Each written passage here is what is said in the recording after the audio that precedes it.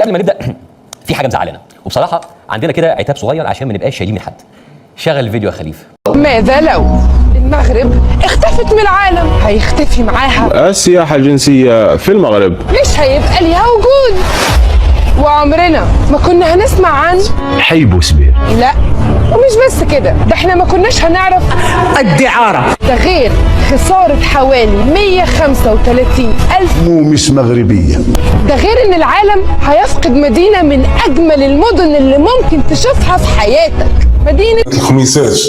ومش هنشوف قضية بني كلبون. وما كناش اكيد هنسمع حركة الطرف، حركة الطرف. والله اوف، انت عارف انا افتكرت ايه؟ من غير المغرب مش هيبقى فيه أمير المتصهينين، الحاخام الأكبر لليهود المغاربة بالملة والدينار. وهنفتقد كمان للطاقوس يا يمه، مو للطاقوس. ياه لو المغرب اختفت هنخسر كتير قوي. بود، هل تسمعني؟ أم شنطة عابرة القارات ماذا يجري؟ دمرت العربية المتحدة الإمارات، انت بتتكلم جد؟ والسبب يشد روحكم مليح. قد تم رفضها تأشيريا دخولها بالخليج تخدم في البيوت وربما أكثر.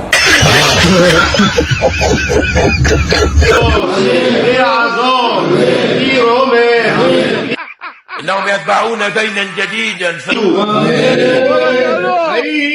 من نسيق يرسيه مولاي حسن بنو، من نسيق مولاي رشيد، من نسيق على خديجة، يعيش بحث علوي مالك مقام ملقي مشمره بحاجه. إنهم يدعون لدين جديد يحث على الفجر والرذيلة والفسق.